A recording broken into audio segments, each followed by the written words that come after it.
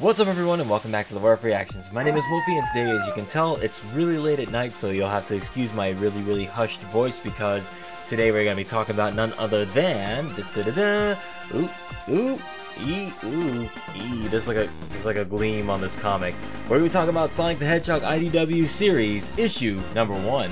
Let's talk about it.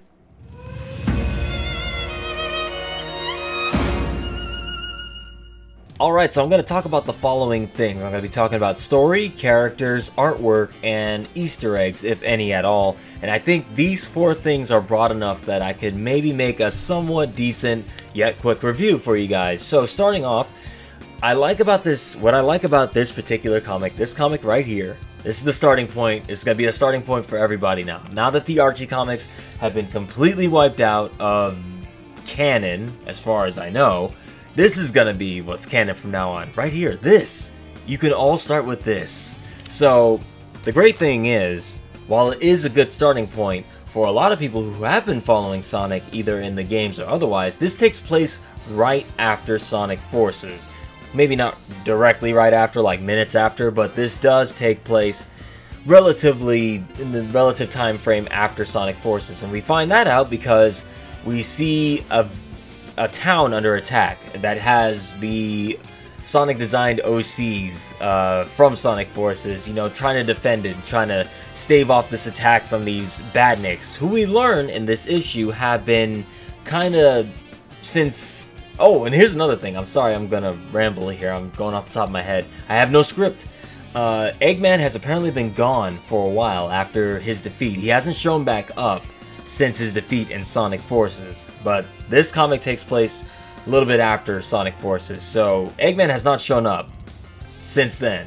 But we learn from when Sonic and Tails meet up and after staving off an attack, they're like, okay, this is weird, and Sonic's, you know, kind of shrugging it off like, nah, this is normal, you know, we always fight off the badniks. But Tails is kind of like, no, you don't understand, like, think about it. We've been doing this for a while now, and normally the badniks are kind of, you know, wandering in, you know, just kind of doing damage, but they're not organized because Eggman's been missing for so long. You know, no one's been telling them what to do.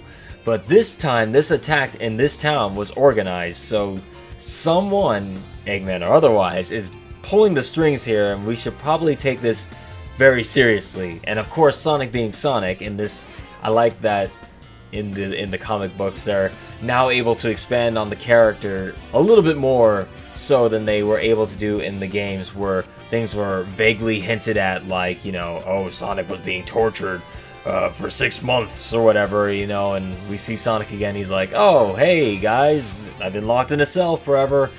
Boy, I sure do like being Sonic, and nothing has happened to me whatsoever, mentally or otherwise. But speaking of torture, that's also hinted at, because this beautiful book, this beautiful comic right here, decides it wants to expand upon some ideas that the games vaguely touched on. Tails even says at a point to Sonic, like, look, we need to be more careful about this, right? Because if something were to happen to you again, which is obviously hinting at what happened in Forces when Sonic gets captured after his defeat by Infinite's hand, and Tails supposedly went AWOL or nuts for a bit. And we see in this comic that Tails is still actually shook. He's still relatively shaken about what happened to Sonic back in the Sonic Forces event. So, to me, I like that a lot. It's like they're writing Tails a little better this time. So, that's what I want to see. I want to see character development. I want to see things built upon. I want to see things touched upon that the games couldn't really get to, or just decide to brush off because, it's a game, whatever. But this comic right here will allow us to delve deeper into the characters, and I really enjoy that about the books, especially if it's going to be picking up after the games or taking place in between games, to let us know, hey, these are what the characters have been doing in between and stuff like that. I like that a lot, and that's what I'm really took away from this #1 issue right here.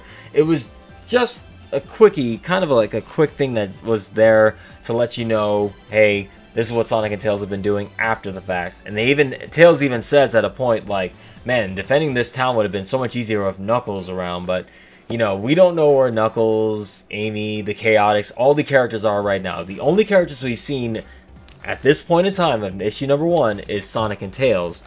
So what makes this exciting is, of course, every issue is going to keep building upon the story, that we're going to start seeing returning faces. And they're not really returning faces, but for the sake of this review, just bear with me here.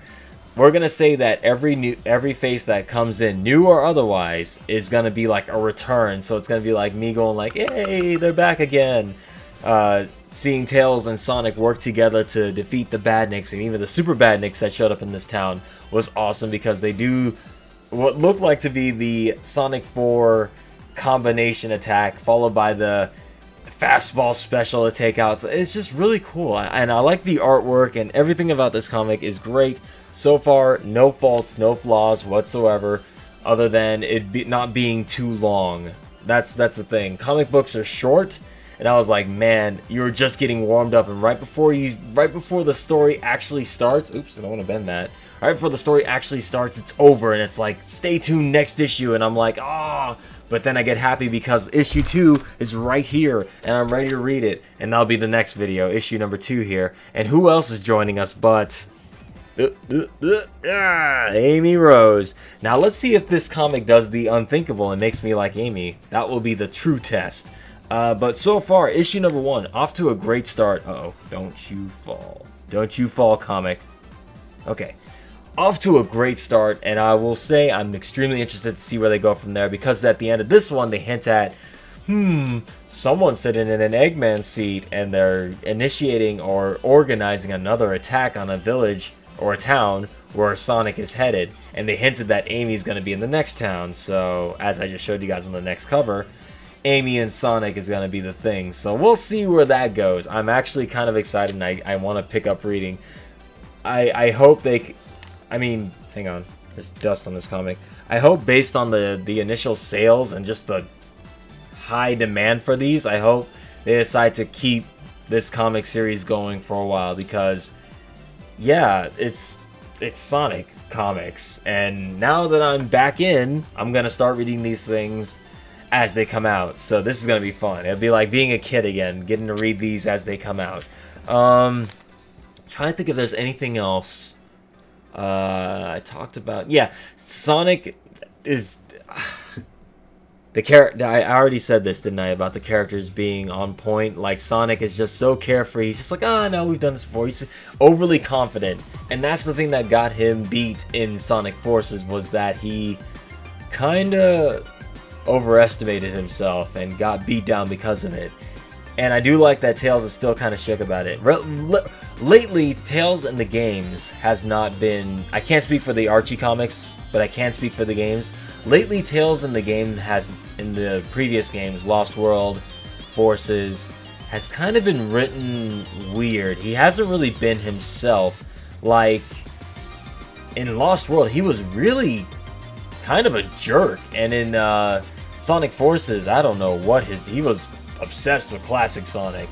He was like, oh, hey, Modern Sonic, you're back, I thought you were dead. Hey, classic Sonic, want to go on an adventure? And it was like, okay, it was confusing. That being said, if they continue to make the characters as good as they are in the comics right now, I'm down for more. Is there anything else?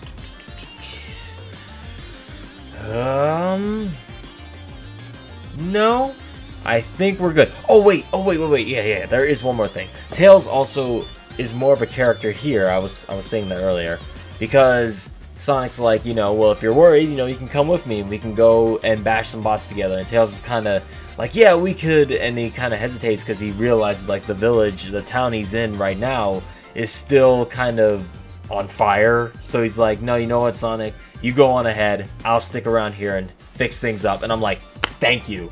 That's the Tails I know. The supportive character that's, like, while he does like Sonic a lot and idolizes him and everything, he's grown. He's kind of like, I like you, Sonic, but I don't need to be around you all the time. Basically, I'm growing into my own character. That's what I want Tails to be. I don't want him to always be the sidekick tailing Sonic. As much as I like the two together, I like the fact that he's able to be like, no, there's more important things for me to do here than to venture with you for now. We'll do it another time. That's basically what they say. I'm like, yeah, that's what friends do. That's good. That's good. That's good writing right there. I got you.